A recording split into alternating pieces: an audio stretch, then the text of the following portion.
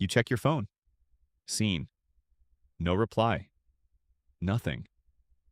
Your chest tightens just slightly, but you feel it.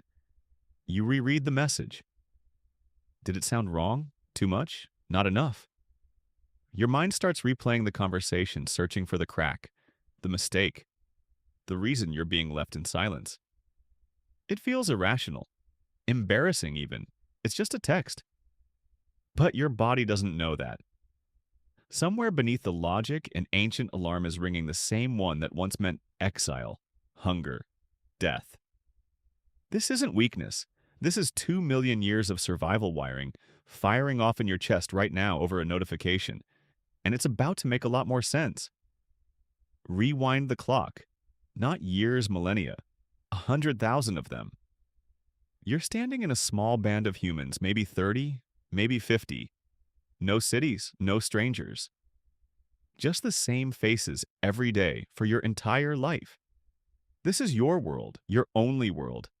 If they turn against you, if you're pushed out past the firelight, past the edge of the group, there is no apartment to retreat to. No other tribe waiting down the street. Just darkness, cold. Predators that hunt in the night, drawn to anything alone. Exclusion didn't mean embarrassment. It meant no food tomorrow, no protection tonight, no one to warn you of danger. Rejection wasn't a feeling back then. It was a countdown. But that was then. You are sitting inside a temperature-controlled room right now. Food is within reach. You are completely, objectively safe. No predator is circling outside. No winter is threatening to kill you by morning. And yet your nervous system doesn't know any of that. It is still running software written in a world that no longer exists. 200,000 years of code, unchanged underneath everything modern life has built on top of it. Most people think feeling crushed over an unanswered message is irrational, oversensitive, dramatic even. It isn't. It is an ancient alarm doing precisely what it was designed to do, just misfiring in a world it was never built for. Here is where it gets remarkable. In the early 2000s, neuroscientist Naomi Eisenberger ran a series of brain imaging studies watching what happens inside the human brain during social rejection. What she found stopped researchers cold.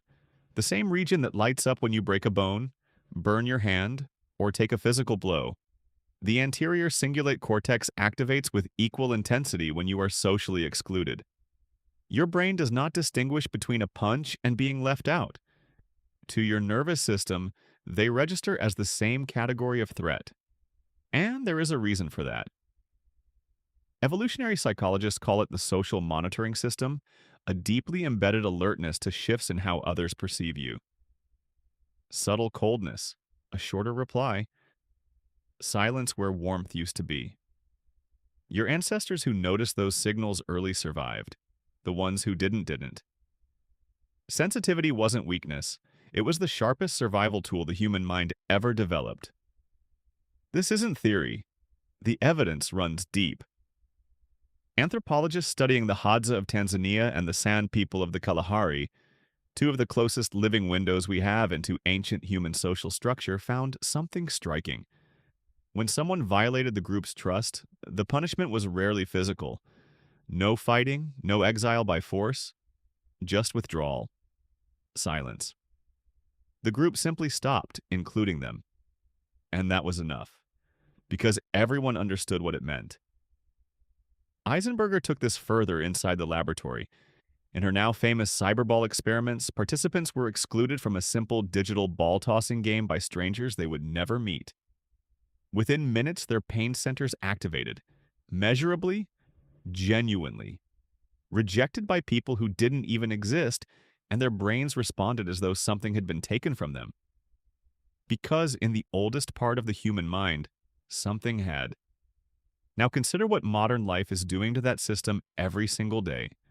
Social media, group chats, dating apps, follower counts, read receipts, algorithmic approval delivered in likes and reactions, then suddenly withdrawn without explanation. We have built an entire civilization that constantly pokes the ancient wound, and the alarm keeps firing, hundreds of times a day in small doses, across millions of people simultaneously. Perhaps this is why, despite being more connected than any humans in history, loneliness and anxiety have never been higher. We are emotionally wired for 50 people around a fire. Instead, we are navigating billions, most of them strangers, while our nervous system treats every silence like a threat to our survival. So the next time rejection hits, and it will remember this, that ache in your chest isn't weakness. It isn't immaturity. It is ancient. It is inherited. It is the echo of every ancestor who survived because they cared deeply about belonging. You feel pain when you're excluded because connection once meant everything, because your people needed each other to make it through the night. That sensitivity you've spent years apologizing for it kept your bloodline alive. You are not too much. You are simply ancient, living in a world your ancestors never imagined.